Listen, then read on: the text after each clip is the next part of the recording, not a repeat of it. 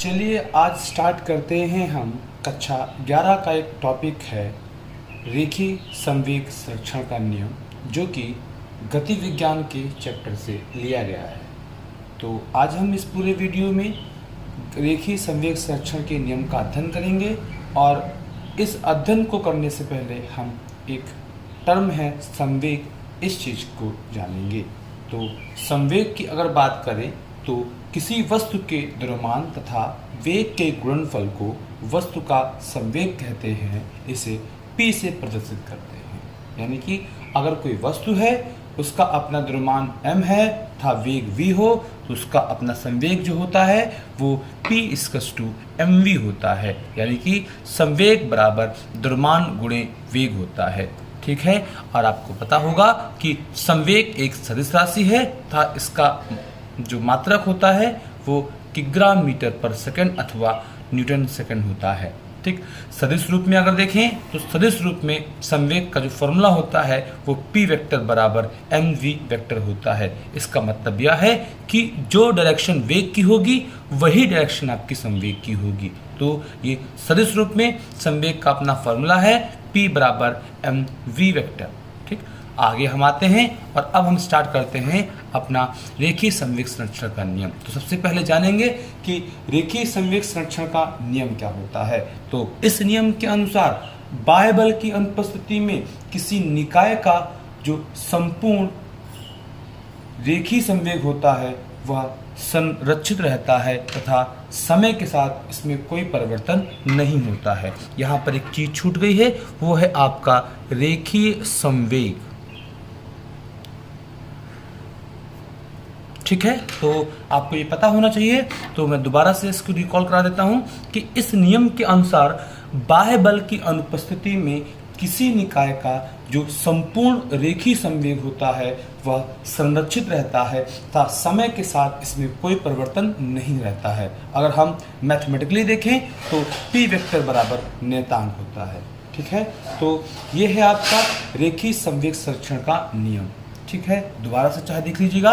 इस नियम के अनुसार बाह्य बल की अनुपस्थिति में किसी निकाय का संपूर्ण रेखीय संवेग संरक्षित रहता है तथा समय के साथ इसमें कोई परिवर्तन नहीं रहता है। ठीक। तो चलिए आइए अब हम देखते हैं इसकी उत्पत्ति कैसे हुई है। ठीक। कैसे हमने इसको बताया है। ठीक। तो यहाँ देखिएगा नियम की उत्पत्ति। तो इसके लिए हमने पहले ही माना है कि इस नियम के अनुसार बाह्य बल की अनुपस्थिति में किसी निकाय का संपूर्ण रेखीय संवेग। तो अब यहाँ पर एक निकाय हम कंसीडर करेंगे। तो उस निकाय में हमने माना है कि हमारे पास दो कण हैं। ठीक। तो साफ से आप यहाँ पर आपके पास लिखा, आपके सामने लिखा भी है कि माना दो कणों के एक निकाय में जिनमें कणों के द्रव्यमान m1 व m2 हैं तथा उनके तत्कालिक संवेग क्रमशः p1 वेक्टर व p2 हैं, तब निकाय का संपूर्ण रेखीय संवेग। ठीक है। तो हम ये मान के चल रहे हैं कि जो पहला कण है उसका संवेग p1 वेक्टर है और जो दूसरा कण है उसका संवेग आपका p2 वेक्टर है। तब निकाय का जो संपूर्ण संवेग होगा वो p वेक्टर बराबर p1 vector plus p2 vector होगा। ठीक है। अच्छा, अब अगर हम इन दो कण जो हमारे पास कण हैं m1 और m2, अगर इन कणों पर हम एक बल लगाएं, f1 वेक्टर m1 पे लगाएं और f2 वेक्टर m2 पे लगाएं, तो अगर आप किसी वस्तु पर बल लगाओगे और वह बल किसी सूक्ष्म अंतराल t से डेल्टा t समय के लिए अगर आप लगाएंगे तो उसके रेखीय संवेग में क्या होगा? परिवर्तन होगा। अब एक सीधी सी बात है, अगर कोई वस्तु चल रही है और चलती हुई वस्तु पर अगर आप बल लगाएंगे तो उसके वेग में परिवर्तन होगा। और आपने फॉर्मूला पढ़ रखा है p बराबर mv, और जब फॉर्मूला p बराबर mv है, अगर v के मान में परिवर्तन होगा तो संवेग के मान में परिवर्तन होगा। यानी कि तभी यहाँ पर डेल्टा टर्म का इस्तेमाल किया गया है। अर्थात यानी कि जब आप किसी वस्तु पर बल लगाएंगे तो उसके संवेग में क्या होता है? परिवर्तन होता है। ठीक। तो ये है पहली वस्तु के संवेग में परिवर्तन, ये है दूसरी वस्तु के संवेग में परिवर्तन। और अगर दोनों वस्तुओं के संवेग में परिवर्तन होगा तो निकाय के संवेग में भी आपका परिवर्तन होगा। ठीक, अब हमने यहाँ पर क्या किया है कि डेल्टा टी से भाग कर दिया है। तो जैसे डेल्टा टी से भाग करेंगे तो अभी यहाँ पर था आपका संवेग में परिवर्तन, लेकिन अब क्या आ गया है, संवेग में परिवर्तन की दर। ये क्या है, संवेग में परिवर्तन की दर। ये जो पहला टर्म है, ये पहले टर्म, ये जो पहला है ये है प्राथमिक संवेग, जो प्राथमिक संवेग में परिवर्तन की दर है। ठीक है, तो ये बात है। तो ये क्या है, ये है आपका संवेग में परिवर्तन की दर, ये है संवेग में परिवर्तन, और ये क्या है, संवेग में परिवर्तन की दर। ये पहली वस्तु के संवेग में परिवर्तन की दर की बात की जा रही है, और यहाँ पर दूसरी वस्तु के संवेग में परिवर्तन की दर की बात की जा रही है। ठीक, अब इसके आगे हम देखते हैं। अब यदि हम जो समय में परिवर्तन हो रहा है वो अति सूक्ष्म है, अर्थात डेल्टा टी टेंड्स टू किधर जा रहा है अभी, 0 की तरफ। तो इस केस में क्या होता है कि जहां जहां डेल्टा होता है वहां वहां हम डी का इस्तेमाल करते हैं। अब डेल्टा टी क्या है, समय में परिवर्तन, और डी टी क्या है, जब समय में परिवर्तन बहुत छोटा हो। तो यानी कि जब डेल्टा टी टेंड्स टू 0 जाएगा तो इस केस में जहां जहां डेल्टा था वहां वहां डी। तो ये भी परिवर्तन ही है, लेकिन ये अति सूक्ष्म परिवर्तन है। ठीक, इसके अलावा आपने फॉर्मूला पढ़ा है F बराबर ma, और आपको पता है कि A बराबर dv अपॉन dt होता है। यानी कि जहां पर A था वहां हमने dv अपॉन dt रखा, और आपको पता है कि P बराबर mv होता, ये आपका संवेग का टर्म था, या अगर v में चेंज होगा तो p में चेंज होगा, यानी कि mdv। यानी कि जहां पर mdv है उसकी जगह हम लोग dp लिख सकते हैं। देखिए यहाँ पर dp लिख देंगे कि F बराबर dp अपॉन dt होता है। यानी कि हम ये भी कह सकते हैं कि संवेग में परिवर्तन की दर जो होती है वह वस्तु में लगाए गए बल के बराबर होती है। ये क्या है, यह संवेग में परिवर्तन की दर और यह बल के बराबर है। इसका मतलब यह है कि किसी वस्तु में जो बल लगाओगे वो बल ही वस्तु के संवेग में परिवर्तन की दर के बराबर होता है। ठीक, अब हमारे पास निकाय में 2 कण हैं, तो अगर हम पहले कण की बात करेंगे तो पहले कण के संवेग में परिवर्तन जो होगा वो पहले कण में लगाए गए बल के मान के बराबर होगा, और वैसे ही आपका जो दूसरा कण है उसमें जो संवेग परिवर्तन होगा वो उसके लगाए गए बल के बराबर होगा। अब यानी कि जहां पर आपका ये टर्म था उसकी जगह हम लिख सकते हैं F1, जहां पर ये टर्म था उसकी जगह हम लोग लिख सकते हैं F2।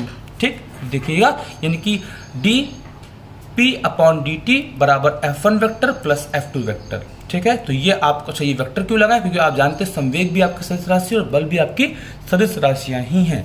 ठीक, तो आगे चलते हैं हम लोग। तो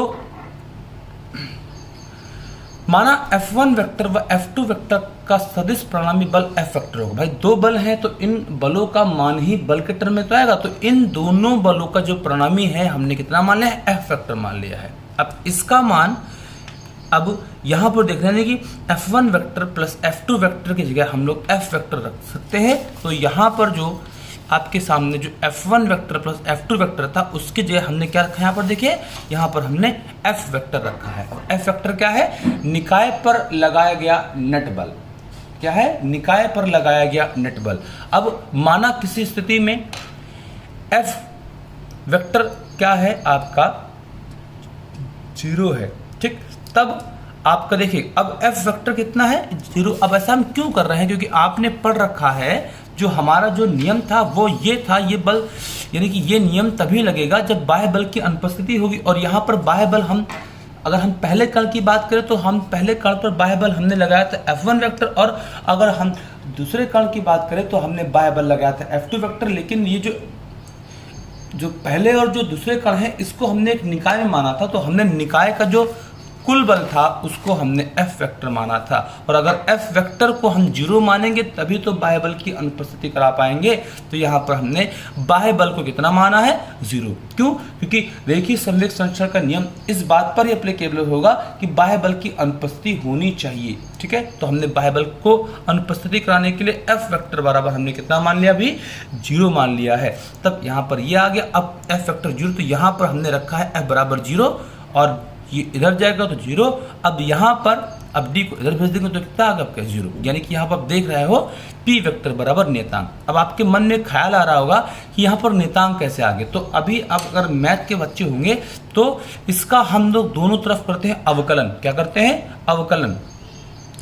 माफ़ी चाहेंगे, इसका हम समाकलन करेंगे। भाई छोटा संवेग में चेंज है और छोटे को बड़े में चेंज करने के लिए हम लोग क्या करते हैं, समाकलन करते हैं। तो dp का जो समाकलन होगा वो p वेक्टर होगा और प्लस इधर जोड़ेंगे नेतांक, यानी कि आपका नेतांक है। तो साफ साफ आपको दिख रहा है कि p वेक्टर बराबर नेतांक, ठीक है। और इसके अलावा आपको ये भी याद रखना है कि रेखीय संवेग संरक्षण का जो नियम होता है वो न्यूटन के तृतीय नियम पर आधारित है। तो यहाँ पर हमने आज टॉपिक को कवर करा है रेखीय संवेग संरक्षण का नियम। तो उस नियम को कवर करने से पहले हमने संवेग देखा, संवेग के बाद में हमने ये देखा कि रेखीय संवेग संरक्षण का नियम क्या होता है। तो रेखीय संवेग संरक्षण का नियम आप दोबारा एक बार चाहे देख लें कि इस नियम के अनुसार बाह्य बल की अनुपस्थिति में किसी निकाय का संपूर्ण रेखीय संवेग संरक्षित रहता है तथा समय के साथ इसमें कोई परिवर्तन नहीं रहता है, यानी कि p वेक्टर बराबर नेतांक। ठीक, आशा करते हैं आपको टॉपिक समझ में आया होगा।